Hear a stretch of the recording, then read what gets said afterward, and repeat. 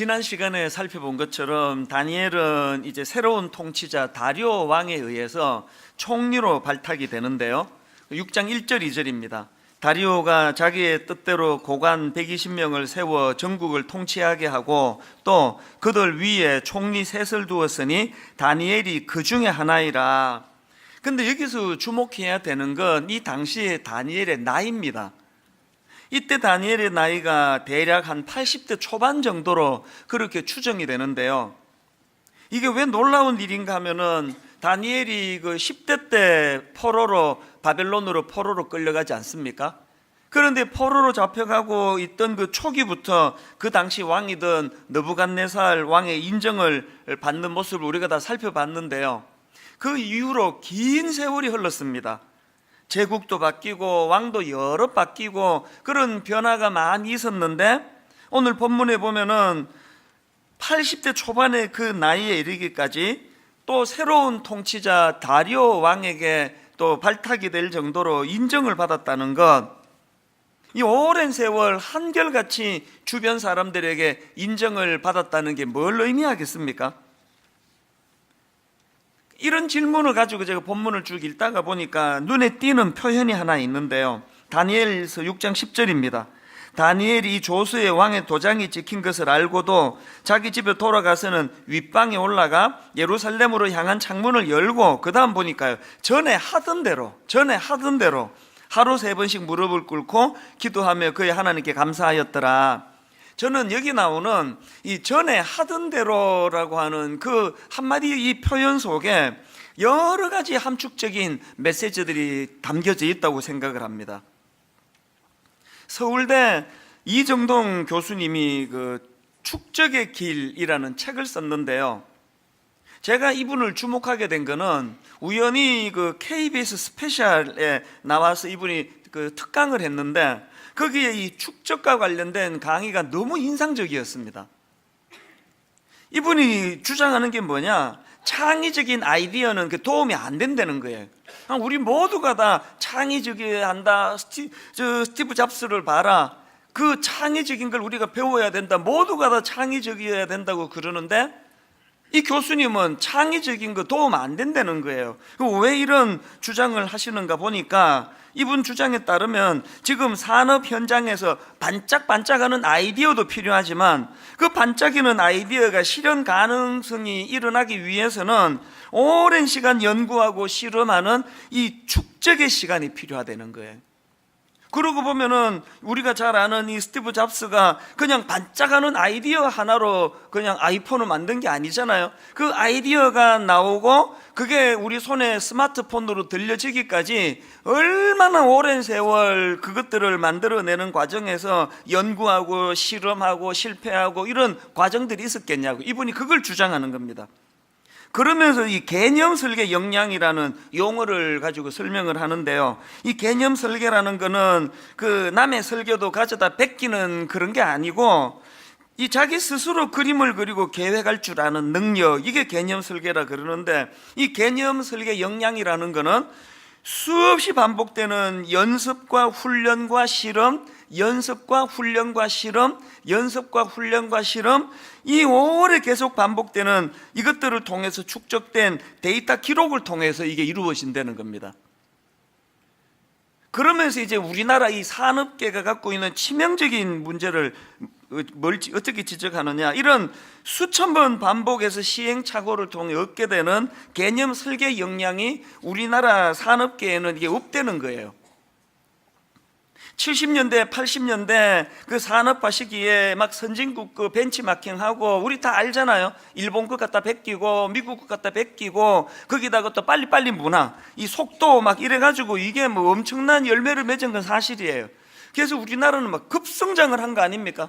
그랬는데 이분의 주장이 이런 단기간에 성과 내는 이것들에 대해서는 이제 동력이 다 끝나가는데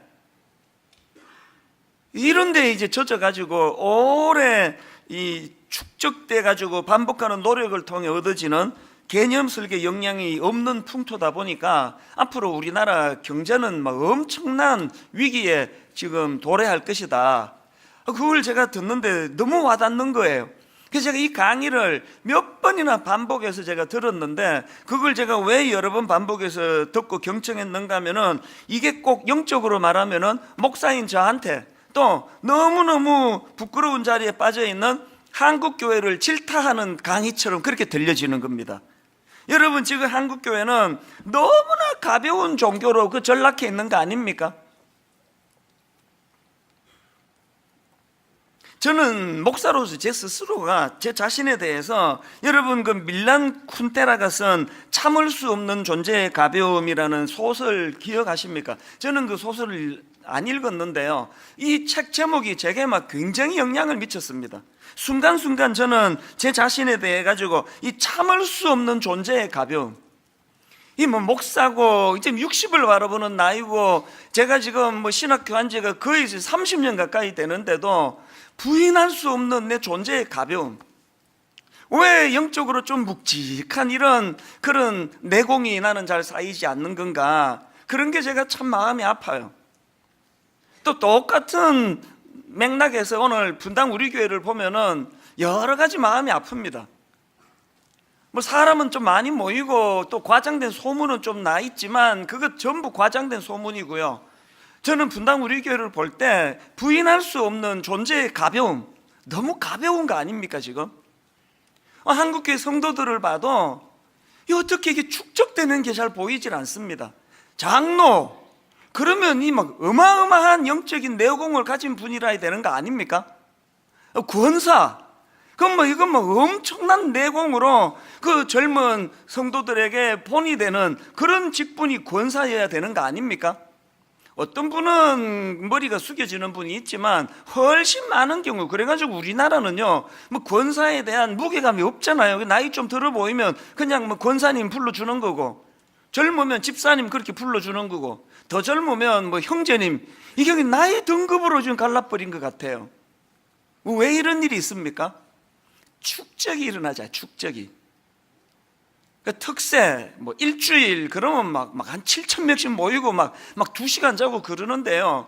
그렇게 특세를 통해서 이제 하나님 앞에 새벽에 일어나 기도해야 되겠다는 이것이 일상적인 영성으로 연결이 안 돼요. 1년에 한 번 이벤트. 이런 의미에서 제 자신의 이 참을 수 없는 존재의 가벼움, 누가 뭐 다 교양 있고 점잖으니까 저보고 아이고 목사님 어떻게 이렇게 영성이 가볍습니까? 그렇게 지적하는 분은 없지만 제가 저를 알잖아요. 어떻게 이렇게 가벼워, 이렇게 가벼워. 이런 맥락에서 저는 여러분에게 심각한 질문을 던지고 싶은데요, 여러분은 지금 영적 성숙을 위하여 지금 어떤 것에 연습과 훈련과 은혜, 새로운 도전, 인격적인 기표를 가지고 도전했다가 또 실패하고 하나님 앞에 나가 다시 한번 은혜를 구하고 다시 한번 도전하고, 이런 축적된 영적인 자산이 생겨나고 있습니까?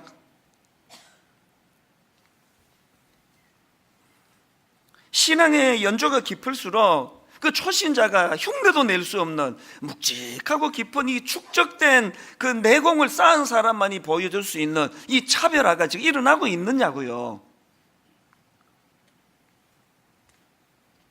제가 분당 우리 교회를 딱 개척하고 바로 얼마 있다가 이제 그 옥하는 목사님 제자들 모임을 한번 가졌거든요. 사랑의 교회 부교역자들이 이제 모여가지고 이런저런 대화를 나누다가, 그때 이제 그 저보다 뭐 대선배님이에요. 그 사랑의 교회 옥 목사님의 그 초창기 때부터 함께 사역했던 그 목사님이 이제 젊은 저희들을 막 꾸지람 말을 하면서 하는 이야기가 뭐냐 하니까, 내가 말이야 그 사랑의 교회 부목사들을 가만히 보면은 이 헌문만 들어가지고 옥 목사님 10,000명 이상 모이던 때 그 모습을 지금 따라하고 있는, 흉내내고 있는 것 같다고 그렇게 질책을 하시는데, 그게 지난 16년 개척 이후에 얼마나 저에게 아픔으로 그게 다가왔는지 모릅니다. 저는 지금 이찬수 목사는 지금 옥하는 목사님 흉내만 내고 있는 거 아닌가 이게? 저는 또 우리 교회 젊은 그 부목사님들한테 종종 제가 그렇게 질책을 합니다. 30대는 30대 때에 쌓아야 될 영성이 있고, 그러다가 40대가 되면 30대 쌓아놓은 그 영성에다가 축적되는 40대의 영성이 있고, 50대는 30대와 40대에 쌓아놓은 그 영성을 바탕으로 깊이가 더 들어가 존재가 그 목사다워야 되는 거 아니냐고. 30대 때 그 시금방지기에 무슨 책이나 끼고 다니지 말고 책도 읽어야 되지만 현장을 뛰어다니고 병원에 입원해 있는 그 환자 성도님 찾아가 손잡아 드리고, 사업 실패해서 우는 그 자리 찾아가 눈물을 닦아 드리고, 질퍽한 그 시장 영성이라는 이름을 제가 그렇게 붙여봤습니다. 그렇게 30대 때 발로 뛰어다니면서 목자 잃은 양과 같은 성도님들의 가슴 아픈 현실을 마음으로 경험하고 체득하고, 그것이 자기 영적인 바탕에 이것이 쌓여지고, 그 다음 40대는 그걸 바탕으로 한 인간 이해에 대한 책도 읽고 신학도 더 깊이 들어가고 그래야 되는데, 이게 뭐 쌓여지는 게 없으니까. 여러분, 제가 그 20대 후반의 그 교육 전도사하고는 존재의 깊이가 달라야 되는 거 아닙니까? 60 가까이 되는 담임 목사라고 한다면 현실적으로 보면 이게 보이지를 않아요. 이런 점에서 저는 다니엘이 지금 80대 초반 연세에 그분이 보여주시는 이 전에 하는 대로라고 하는 그 어떤 문제에 부닥쳐 있을 때 그 축적된 그런 어떤 영적인 모습들이, 이게 우리가 안 늦었습니다. 지금부터 축적이라는 건 지금부터 시작하면 되거든요. 오늘부터 시작해서 하나님 앞에 은혜를 구하면서 이제 좀 영적인 이 내공이 쌓여가는, 축적이 되는 그런 신앙생활을 우리가 영위했으면 좋겠는데요. 뭐 여러 가지 우리가 그 쌓아 올려야 될 영적인 자산들이 많지만, 오늘 본문에 의거해 가지고 우리 대표적인 두 가지 우리가 쌓아야 될, 축적해 나가야 될 걸 나누고 싶은데요. 첫 번째, 우리가 축적해야 될 게 뭐냐? 기도의 축적입니다. 기도의 축적. 자, 10절을 다시 보십시오. 다니엘이 이 조서에 왕의 도장이 찍힌 것을 알고도 자기 집에 돌아가서는 윗방에 올라가 예루살렘으로 향한 창문을 열고, 그 다음 보세요. 전에 하던 대로 하루 3번씩 무릎을 꿇고 기도하며, 전에 하던 대로 기도하며, 전에 하던 대로 기도하며, 뭡니까? 기도의 축적이에요. 우리 다니엘처럼 이제 오늘부터 이 기도의 축적을 쌓아야 되는데요, 이 기도의 축적의 그 목표가 뭔지 아십니까? 이 기도의 축적의 목표는요, 다니엘처럼 인생의 위기가 올 때, 사자굴에 던져지게 될 어려움이 있을 때 바로 인간적인 방법으로 그거를 풀지 않고 거의 즉각적으로 그런 일이 있을 때 하나님 앞에 의뢰하며 기도로 나가는, 이런 게 몸에 익을 때까지 쌓아야 되는 게 기도의 축적이에요. 이런 맥락에서 보면 오늘 본문에는 두 부류의 사람이에요. 하나는 다니엘과 같은 부류의 사람이 있고요, 또 하나는 그 다니엘을 제외한 나머지 6장에 등장하는 사람들의 모습이에요. 거기 보면은 고관 120명도 나오고, 다리오 왕이 세운 다니엘 말고 또 총리 2사람도 나오고 그러는데요, 여러분, 다니엘과 나머지 사람들에게 결정적인 차이, 그리고 또 다니엘을 제외한 나머지 사람에게서 보여지는 그 행동 양식이 어떻게 차이가 나는지 아십니까? 그들의 특징은요, 3절을 보십시오. 다니엘은 마음이 민첩하여 총리들과 고관들 위에 뛰어남으로, 그 다음에 4절, 이에 인간관계라고 말씀드렸죠.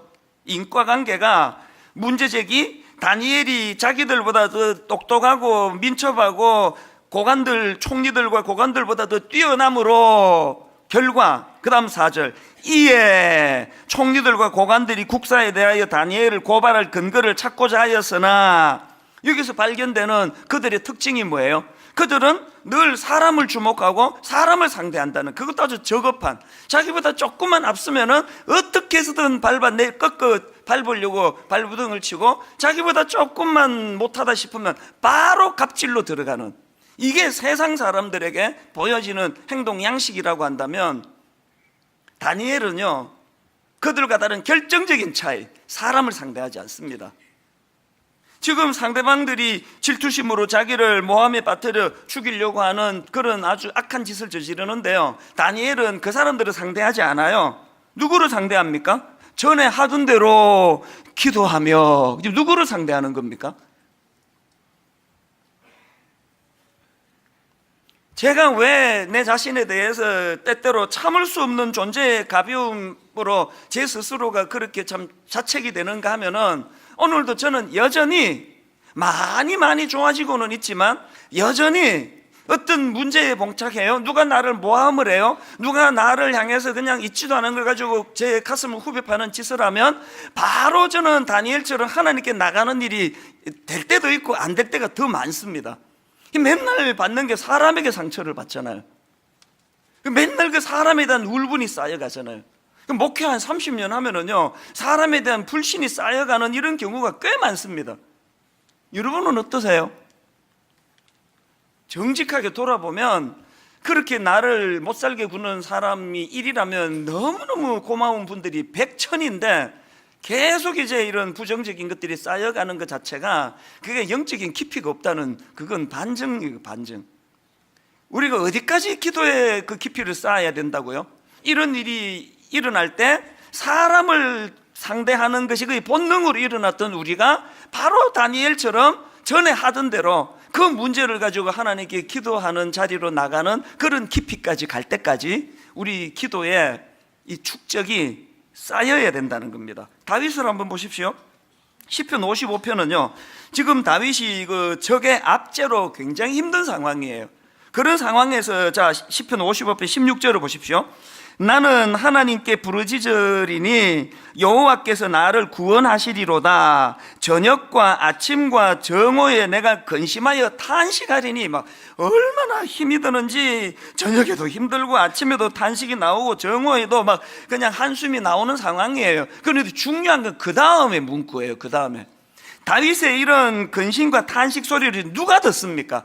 여호와께서 내 소리를 들으시리로다. 무슨 뜻입니까? 제가 왜 이렇게 존재가 가볍냐라고 느낄 때는 종종 어떤 때냐, 내 탄식 소리를 우리 집사람만 들어요. 내 아내만 들어요. 내 탄식 소리를 내 가까운 어떤 동료 목사가 이거를 듣는 것밖에 없습니다. 이런 우리가 어떻게 바뀌어야 된다고요? 이제 내 탄식 소리를 하나님이 들으시도록. 그게 기도 아닙니까? 기도? 디모데전서 2장 8절에서 이 바울의 권면을 한번 보십시오. 그러므로 각처에서 남자들이 분노와 다툼이 없이 거룩한 손을 들어 기도하기를 원하노라. 오늘 여러분 교회 안에서 일어나는 수많은 분노와 다툼의 원인 중에 하나가, 여러 가지 원인 중에 하나가 거룩한 손을 들어 기도하지 않기 때문이라는 거예요. 오늘 김 집사님, 박 집사님 맨날 저렇게 분노로 싸우는 이유가 뭐예요? 축적된 기도의 내공이 없어가지고 맨날 거룩한 손을 들고 하나님께 기도하는 게 없으니까 인간들끼리 막 이 뭐 교회가 무슨 이게 무슨 동창회 모임도 아니고 뭐 맨날 이해관계로 뭐 다투고 상처받고 싸우고. 여러분 지금부터라도 기도의 축적이 필요하고요. 이제 또 새해가 밝고 오는 거 아닙니까? 2019년도에는 하나님이 이제 이 기도의 축적이 시작되는 원년이 되기를 원합니다. 그래서 내년 이맘때쯤 되면은 그래도 꽤 기도의 축적이 쌓여가고 있구나, 우리가 이렇게 기쁘게 하나님께 보고할 수 있는 그런 믿음의 신앙인들 되시기를 바랍니다. 두 번째로요, 또 하나 우리가 축적해야 될 게 있습니다. 감사의 축적이에요. 자 10절 다시 보십시오. 다니엘이 조스의 왕의 도장이 찍힌 것을 알고도 자기 집에 돌아가서는 윗방에 올라가 예루살렘으로 향한 창문을 열고, 그 다음 보세요. 전에 하던 대로 하루 3번씩 무릎을 꿇고 기도하며 그의 하나님께 감사하였더라. 전에 하던 대로 그의 하나님께 감사하였더라. 여기서 보여주는 다니엘의 감사는 본능이 아니에요. 이건 축적된 감사에서 나오는 내공에서 나오는 거예요. 무슨 근거로 이런 말씀을 드립니까? 여러분 응답받은 후에 하는 감사는 그 본능이에요. 위기를 만났는데 하나님이 위기를 모면해 주셨다, 그때 나오는 감사는 애쓰지 않아도 자동으로 나오는 거예요. 다니엘의 감사는 그런 거 아닙니다. 지금 사자굴에 던져지게 된 그 위험으로부터 벗어난 상태 아닙니다. 그런데도 불구하고 당겨서 감사하는 이 태도 속에는 그 길이 굉장히, 그 감사의 길이 많이 열렸다는 뜻이에요. 이게 무슨 말인가 하면 우리 아들이 지금 이제 수능 시험을 보고 여유가 있기 때문에 이제 막 지난 6년간 못했던 그런 그 신앙 교육, 인격 교육을 지금 하고 있는 중이거든요. 종종 이제 대화하자 그러면서 저 혼자 일방적으로 이제 훈계를 좀 많이 하고 있는데요. 최근에도 제가 이제 무슨 얘기를 했냐면, 너 있잖아, 아빠가 그 등산을 좋아하잖아. 내가 이게 산을 다니다 보면 기가 막히다. 이야, 이 길을 어떻게 이렇게 절묘한 데다가 경치도 좋고 또 잘 이렇게 좋은 길을 만들어 놨는지 감탄할 때가 많아. 근데 있잖아, 이 길은 정부가 만들어 준 거 아니야. 이거 지자체가 만들어 준 거 아니고 누가 만들었는지 아니, 등산객들이 만드는 거야. 길이 좋으니까 한 명이 지나가고 두 명이 지나고 자꾸 그 길을 가다가 보면은 그런 길이 나오는 거야. 너도 마찬가지야. 네 이제 시험 쳐놓고 한 석 달 이제 팽개쳐 놀고 막 그냥 막 무절제하게 생활하고 하면은 그거부터 네 대학 생활에 길이 나기 시작하는 거야. 모든 건 다 습관의 문제야. 그래서 제가 우리 아들한테 그런 이야기를 했더니 그냥 묵묵히 듣더라고요. 얘기 끝나니까 또 들어가가지고 뭐, 그래서 얘가 길이 지금 잘 안 나 있구나 그런 생각을 했는데요.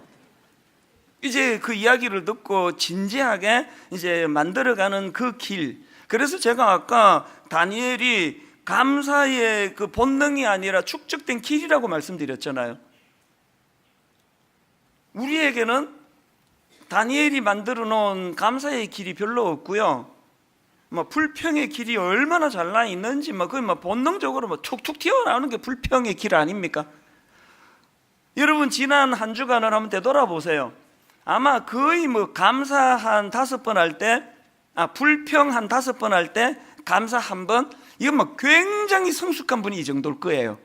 어지간한 사람은요, 불평 한 10번 하면은 감사 한 번, 또 조금 더 미숙한 사람은 불평 한 30번에 감사 한 번, 더 나쁜 사람은 불평 50번에 감사 하나도 없고, 이 길이 안 나서 그래, 길이. 우리가 이제 이 감사가 계속 축적이 되도록 지금부터 여러분이 그쪽에 길을 만들어야 돼. 이제 어지간하면은 길이 얼마나 다니엘에게 감사의 길이 잘 나와 있으면 문제가 해결되지도 않았는데 감사가 툭 튀어나온 거 아닙니까? 그럼 누가 행복하겠습니까? 이렇게 살면 본인이죠. 이 감사의 길이 잘 나와 있는 분 중에 한 분이 손양은 목사님이신데요. 이분은 일제시대 때 일본 제국주의 시대 때 그 신사참배 문제로 옥중에서 순교하신 분 아닙니까? 근데 참 불행하게도 그 감사학교라는 그 책에 보니까요, 손양은 목사님이 순교 직전에, 돌아가시기 직전에 또 사모님이 많이 또 편찮으셨대요. 그래서 아픈 아내에게 그 옥중에 쓴 편지를 제가 보고요, 진짜 울컥했습니다. 내용이 이렇습니다. 동인 어머니에게, 이 대목도 너무 감동적이었습니다. 자기 아내 보고, 그 동인이가 그분 아들이잖아요. 동인 어머니에게, 병고 중에서 얼마나 신음하십니까? 이 같은 몹시 더운 날씨에 고열도 심하고 게다가 병고까지 있으니 설상가상이겠구려. 그러나 믿음과 진리는 기호와 환경을 초월하니 안심하소서. 꽃피고 새 우는 시절뿐만 아니라 백설이 분분한 엄동설한 중에도 하나님의 사랑은 여전하오. 금전 옥루에서 잘 먹고 잘 살 때만 하나님을 찬양할 뿐 아니라 초가상간에서 못 먹고 병들었을 때도 하나님을 찬양해야 하오. 나는 솔로몬의 부귀보다도 욥의 고난이 더욱 귀하고 솔로몬의 지혜보다 욥의 인내가 더욱 아름다워 보입니다. 평안과 기쁨은 만병의 보약이 오니 모든 염려는 주께 맡기고 부디 병석을 떠나소서. 항상 기뻐하고 범사에 감사하소서. 1943년 8월 18일 제가 이 편지를 읽었는데 어느 대목에서 울컥했는지 아십니까? 나는 솔로몬의 부귀보다도 욥의 고난이 더욱 귀하고 솔로몬의 지혜보다 욥의 인내가 더욱 아름다워 보입니다. 이거를요, 저처럼 그냥 서재에서 이렇게 썼다면 이게 문학이에요, 문학. 아이고, 우리 목사님 문장 얘기 참 좋아. 지금 손양은 목사님은 감옥에서 지금 옥사하기 직전이에요. 그 고난 속에서 나는 솔로몬의 부귀보다도 욥의 고난이 더욱 귀하고 솔로몬의 지혜보다 욥의 인내가 더욱 아름다워 보입니다. 그러니 병중에서도 여보 항상 기뻐하고 범사에 감사하시라, 그런 요지의 편지를 보내주는 것을 보면서 여러분, 이 목사님에게는 그 감사의 길이 얼마나 잘 닦여 있습니까? 오늘부터 시작하자고요. 오늘부터 불평의 길은 조금씩만 줄여가시고 대신에 감사의 길을 자꾸 만들어 닦아 나가기 시작하면 우리도 나이가 많이 들고 나면 그런 감사의 내공이 좀 쌓여질 것 같거든요. 이런 생각을 하고 있는데, 여러분 그 오프라 윈프리 다 아시죠? 오프라 윈프리라는 여성은 뭐 세계에서 제일 바쁜 제일 유명한 여성 중에 한 명 아닙니까? 이분이 뭐 얼마나 바쁘게 사는지 전용 비행기를 타고 다닌대요. 전용 비행기가 있을 정도로 바쁘게 사는 이분이요, 내가 참 감동을 했는데, 이분이 아무리 바빠도 절대로 하루 일과를 마무리하면서 빼놓지 않는 게 하나 있대요. 그게 뭐냐 하니까 잠자리에 들기 전에 감사 일기를 쓰는 거, 이거는 절대로 빼먹지 않는데, 그래서 한 하루 동안 일어났던 일 가운데 5가지 감사 목록을 정해가지고 그거를 적는 일을 한다는 거예요. 제가 주목하는 건요, 그렇게 성실하게 적는 것도 주목이 되지만 감사 내용이 감동적이에요. 그냥 거창한 게 아니라 일상의 소소한 감사들, 예를 들어서 한번 5가지를 제가 읽어 드릴게요. 오늘도 거뜬하게 잠자리에서 일어날 수 있어서 감사합니다. 이게 첫째고요. 둘째, 유난히 눈부시고 파란 하늘을 보게 해주셔서 감사합니다. 셋째, 점심때 맛있는 스파게티를 먹게 해주셔서 감사합니다. 넷째, 얄미운 짓을 하는 동료에게 화내지 않았던 저의 참을성에 감사합니다. 다섯째, 좋은 책을 읽었는데 그 책을 써준 작가에게 감사합니다. 지금 이게 누가 못할 사안입니까? 이 가난하다고 안 되는 게 하나라도 있습니까? 오늘 저녁에 그 스파게티 드세요. 스파게티. 누가 스파게티를 못 먹습니까? 누가 아침에 일어나가지고 유난히 파란 하늘을 참 감사합니다. 이게 누가 이게 못할 감사냐고요. 이분이요, 이 감사일기를 40년 넘게 지속해서 쓰고 있대요. 신앙과 더불어서 매일매일의 이 감사 습관이요, 그 107kg 낙담한 흑인 미혼모 오프라 윈프리를 지금 두고 하는 얘기거든요. 이렇게 낙담한 흑인 미혼모를 세계 최고의 토크쇼 진행자로 성장시킨 원동력이 되었다. 저희 교회가 지금 감사 노트를 제작하려고 해요. 이제 내년 상반기가 되면은 이제 우리가 이 감사 노트가 만들어질 거예요. 오늘부터 이 감사를 쌓아가자고요. 감사를. 한 가지 말씀만 더 드리고 말씀을 마무리하려고 하는데요, 제가 앞에서 그 서울대 이정동 교수님의 축적의 시간이라는 강의를 소개해 드리지 않았습니까? 그 강의에요, 그 데이비드 블레인이라고 하는 마술사 이야기가 나옵니다. 이 데이비드 블레인이 미국에서 꽤 유명한 마술사래요. 그런데 이분이요, 놀라운 기록을 세웁니다. 보통 의학적으로 말하기를 6분 이상 숨을 쉬지 않으면 이게 그 뇌에 산소가 공급이 끊어져 가지고 6분 정도 숨을 안 쉬면은 뇌사 상태에 빠진대요. 그런데 여러분 놀라지 마세요. 이분이 기록을 세웠는데, 신기록을 세웠는데요, 17분 4초를 숨을 안 쉰 사람이에요. 이게 세계 신기록이랍니다. 이분이 여기에 도전하게 된 그 동기가 되게 재밌는데요, 아주 나쁜 친구가 있습니다. 그 친구가 이제 이 뭘로 유혹을 했느냐 하면은, 자기가 이제 그 숨을 오랫동안 안 쉴 수 있는 마술을 자기가 그 비결을 가르쳐 주겠다 그러면서 뭐라고 얘기하는가 하니까, 그 고무 호스를 풍선에 연결해 가지고 몸 안에 집어넣어 가지고, 여러분 그 위 내시경 할 때 왜 막 그 안으로 그 호스를 집어넣잖아요. 그것처럼 이제 이 호수관에다가 풍선을 연결해 가지고 거기에 산소가 들어 있으니까 그렇게 하고 입을 다물고 있으면은 이제 그 안에서 이제 숨을 쉬는 일이 일어나 가지고 이제 감쪽같이 마술을 할 수 있다는 그 엉터리 말에 속아 가지고 이 사람이 진짜 해요. 막 안으로 이제 호수 집어넣는 걸 영상으로 제가 봤거든요. 이거 하다가 거의 죽을 뻔했대요. 그분이 하는 말이 내 인생의 가장 바보스러운 시도였다, 그런 이야기를 해요. 그런데 이제 여기에 이제 도전을 받아가지고 진짜 이제 숨을 참는 이거를 이제 자기가 시도를 시작했는데요. 여러 전문가를 만나서 조언을 구하고 요가 선생님을 찾아가고 심장이 의사분도 찾아가고 정신과 의사도 찾아가고, 그래서 이 심장 박동을 줄이는 이 훈련을 막 엄청나게 오래 했답니다.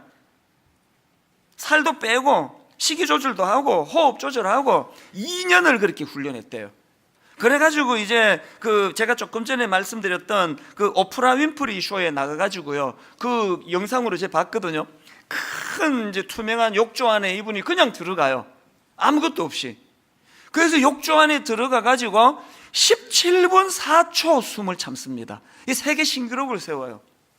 어마어마한 대기록을 세웠는데요. 그리고는 이제 이 마술사가 미국의 유명한 테드 강의에 나와가지고 그 비밀을 밝혀요. 이게 어떻게 가능했는지를 밝히는데 너무 싱겁게 얘기합니다.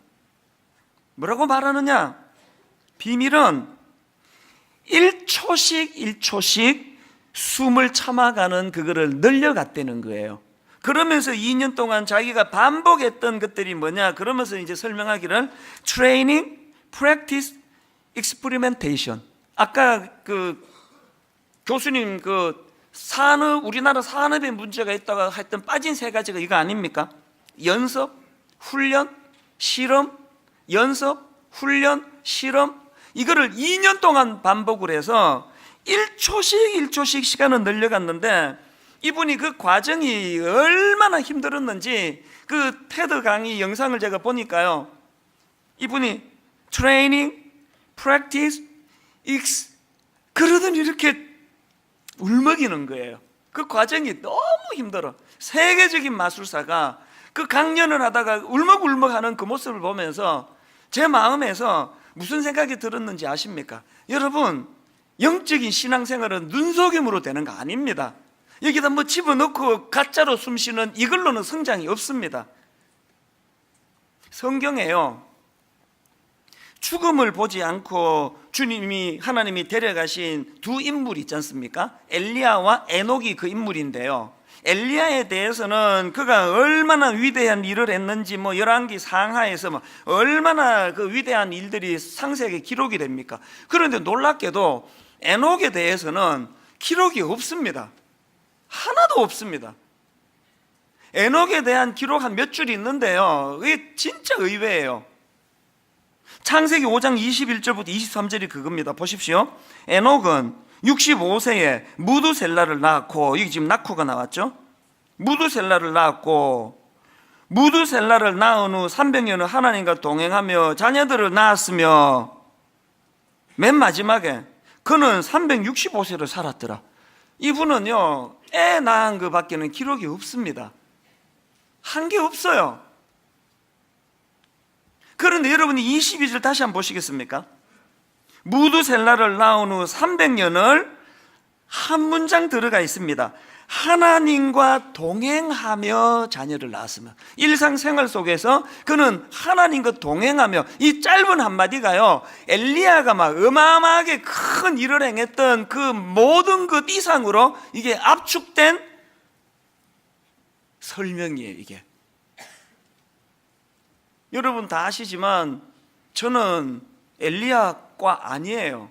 전 죽었다 깨어나도 엘리야와 같은 영웅의 위치는 아닙니다. 엘리야가 했던 놀라운 기적적인 일 저 못합니다. 여기 엘리야과가 몇 되겠습니까? 다 자기가 엘리야라고 생각했지만 사실 다 에녹 아닙니까? 다. 우리 엘리야처럼 그렇게 막 엄청난 업적을 남겨가지고 하나님 눈에 드는 일 쉽지 않습니다. 우리 못합니다. 그러나 여러분, 우리 마음만 먹으면 에녹과 같이 그저 일상생활 가운데 소소한 일상에 하나님을 의지하고 그분보다 앞서지 않고 그분의 뜻을 구하고 그분과 함께 동행하며, 이런 것들이 축적이 되면은 하나님이 에녹을 너무너무 이뻐, 너무 사랑스러워, 그에게 놀라운 은혜를 베풀어 주신 것처럼 여러분, 이 축적의 시간이라는 표현을 썼다고 오해하시면 안 됩니다. 내가 노력하는 거 아니에요. 내가 몸부림쳐서 얻어내는 거 아니에요. 에녹처럼 하나님과 동행하며 오늘부터 시작하자고요. 그래서 너무 부끄럽게 한국 기독교는 너무 얕아, 한국 교회 목사들은 스님이나 신부들보다 너무 얕아, 가볍게 짝이 없어, 이런 소리를 듣는 오늘 우리 현실에서 오늘부터 시작하자. 오늘부터 조금씩 영적으로 주님과 동행하며 축적이 이루어져 감으로 말미암아 이제 내년 이맘때쯤 돼서는 조금 더 축적이 있고, 후내년 이맘때 돼서는 또 조금 더 축적이 있는 그런 주님의 자녀로 영적으로 성장해 나가시는 그런 믿음의 자녀들 되시기를 주님 이름으로 축복합니다. 말씀을 기억하시면서 우리 찬양이요, 가사가 참 아름답습니다. 감사해. 언제 감사하느냐? 시험이 닥쳐올 때에. 또 그 다음에 보니까 또 감사해. 언제 감사하느냐? 고통이 찾아올 때. 이게 어떻게 가능합니까? 보니까 시험이 닥쳐올 때 주께서 인도하시니 두려움 없네. 고통이 찾아올 때 주께서 지켜주시니 승리하리라. 굉장히 영적인 축적이 많이 이루어진 분이 할 수 있는 찬양이에요. 우리 찬양을 부르면서 여러분 소원하십시오. 아버지, 저도 진실로 이런 고백을 할 수 있는 축적이 있는 영적 깊이가 있는 가볍지 않은 그런 크리스찬으로 살아가기를 원합니다. 우리 가사를 생각하시면서 함께 찬양하기 원합니다. 감사해.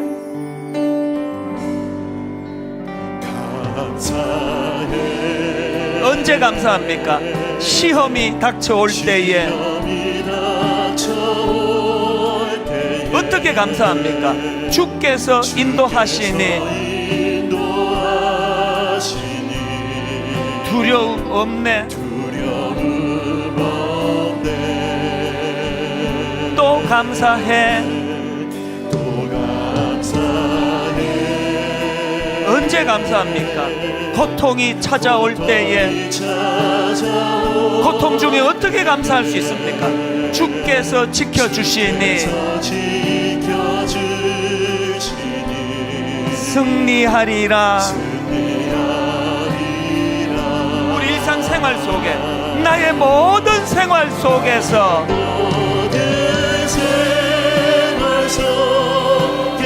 주님이 함께 하시니 주님의 성령 나를 인도하시리.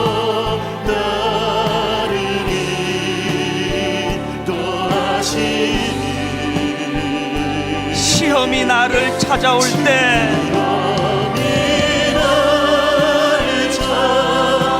주님 지켜주시니.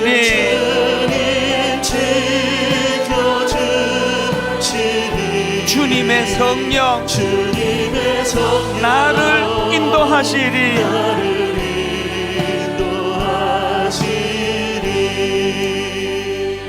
여러분, 제가 강조하고 또 강조하지만 여러분, 우리 좀 생각하는 크리스찬이 돼야 돼요. 막 그냥 감정을 막 자극하고 막 뭐 붕 뜨고 이렇게 하는 이런 것들이 때로는 필요하지만 그게 일상이 되면은 그게 아주 저질이 돼요. 좀 생각을 좀 하고 하나님 앞에 좀 깊이 있게 나아가고, 이 찬양에도요, 나의 모든 생활 속에서 주님이 함께 하시니 주님의 성령 나를 인도하시리. 이런 찬양을 부를 땐 막 부러워서 몸살이 나야 돼요. 하나님, 내 삶 속에서 진짜 이런 삶을 한번 경험해 보기 원합니다. 저는 목사잖아요. 우리 이제 새아이가 다 이제 20대가 다 됐는데 얘들이 그래도 예의가 발라가지고 내색을 안 하지 저를 꿰뚫어 보고 있을 거 아닙니까? 우리 애들이 어떻게 속으로 나를 평가할지가 그게 저의 가벼움이고 무거움이에요. 애들이 만약에 저를 보면서 하여튼 우리 아빠는 말 장난 잘하는 사람이야, 말만 잘한다고, 입만 살아있는 목사라고, 우리 아빠는 참 보기 안쓰러워, 우리 아이들이 저를 이렇게 평가한다면 이건 살고 싶지 않을 것 같아요. 여러분, 여러분의 아들이, 여러분의 딸이 여러분을 어떤 크리스찬으로 평가하실 것 같으세요? 이런 소원을 가지고 하나님, 가장 가까이 있는 내 배우자가 내 자녀들이 아버지 그래도 우리 엄마는 참 묵직한 다니엘과 같은 영적인 축적이 있는 그리스도인이라고. 오늘부터 우리가 시작을 하자. 오늘부터 우리 가사를 생각하시면서 이 찬양 한 번 더 부를 때 아버지 소원을 가지고 아버지 정말 이렇게 살아내는 성숙한 크리스찬 되기 원합니다. 찬양합니다. 감사해.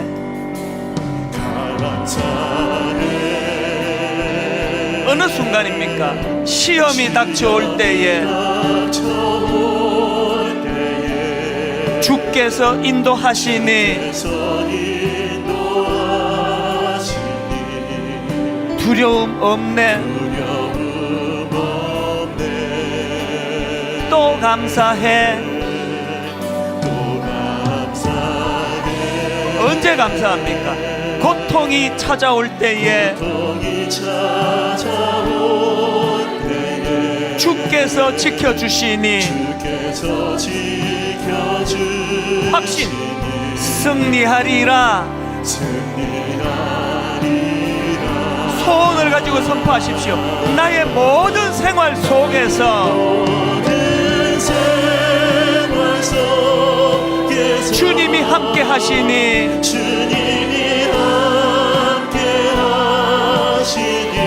주님의 성령 나를 인도하시리.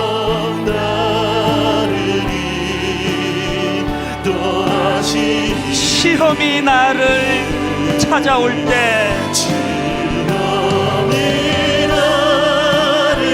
우리가 가진 확신 주님 지켜주시니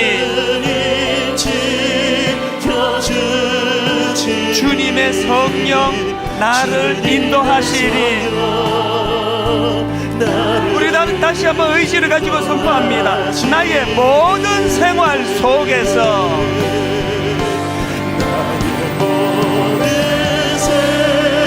내 일상생활 속에 주님이 함께 하시니 나의 일상생활 속에 주님의 성령 나를 인도하시리.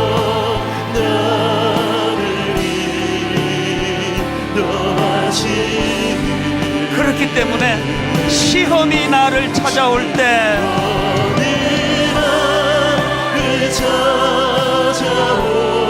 주님 지켜주시니 주님의 성령 나를 인도하시리.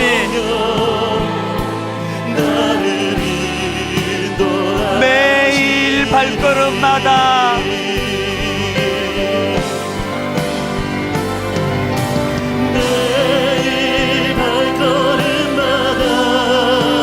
예수 인도하셨네. 나의 무거운 죄짐을 모두 벗고 하는 말 예수 인도하셨네.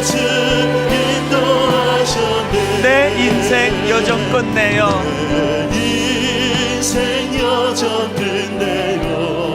강 건너 언덕 이를 때 하늘 문 향해 말하리. 지나온 내 인생 예수 인도하셨네. 지나온 내 인생 되돌아보며 매일 발걸음마다 예수 인도하셨네. 나의 무거운 죄짐을 모두 벗고 하는 말 예수 인도하셨네. 우리 다 자리에서 일어나셔서 이 가시밭길 인생을 허덕이면서 갈 때에 시험과 환난 많으나 그러나 내 인생 예수 인도하셨네. 여러분 지난 삶을 되돌아보십시오. 매일 발걸음마다 예수 인도하셨네. 나의 무거운 죄짐을 모두 벗 마. 예수 인도하셨네. 두 가지 기도하시면 좋겠습니다. 하나님, 가볍디 가벼운 우리의 신앙, 세상 사람들조차도 이 교회는 왜 이렇게 가벼운 거냐고 그렇게 조롱당하는 현실에 하나님, 내 신앙의 연조만큼의 깊은 영적인 내공을 허락해 주시기 원합니다. 저는 그게 쌓인 게 별로 없습니다. 오늘부터 시작하기를 원합니다. 두 번째 기도 제목이 있다면, 아버지, 내 힘으로 만들어내는 영적인 깊이가 아니라 예수 인도하셨네. 매일 발걸음마다 이 가시밭길 인생을 허덕이면서 갈 때 시험과 환난 많았지만 예수 인도하셨네. 아버지, 두 가지를 놓고 2018년도 잘 정리하고 새해를 향하여 달려가기를 원합니다. 꿈꾸며 같이 통성으로 같이 기도하시겠습니다. 살아계신 하나님 아버지, 매일 발걸음마다 내 인생 발걸음 주님 인도하셨습니다. 예수님 인도해 주셨습니다. 하나님 아버지, 감사할 이유가 내일의 삶의 소리 안에서 축적되게 나의 무거운 죄짐을 모두 벗고 주님 내미시는 손 붙잡고 주님께 감사하는 삶을 살아내며 주님의 그 깊이를 이 가시밭길 인생 허덕이면서, 그러나 시험과 환난 많았지만 주님 인도해 주시는 길이었노라고. 인도하심을 구하며 하나님 앞에 매일매일 살아가는 삶이 되게 하여 주시고, 내룩과 같이 하나님과 이렇게 동행하는 선의 길로 나아가도록 주님 함께하여 주시옵소서. 하나님 아버지, 설교자인 저부터 시작해서 우리의 가벼움을 불쌍히 여겨 주시기 원합니다. 십자가로 변화된 주님의 자녀답게 좀 묵직한 존재감과, 특별히 말을 많이 하지 않아도 세상 사람들이 저 사람은 참 크리스찬으로의 무게감이 느껴진다고, 이런 것들이 잘 보이지 않는 부끄러운 저희들의 모습입니다. 아버지, 오늘서부터라도 다니엘처럼, 에녹처럼 주님과 동행하며 주님을 의지하며 깊은 영적인 깊이가 쌓여갈 수 있도록 은혜 내려 주시옵소서.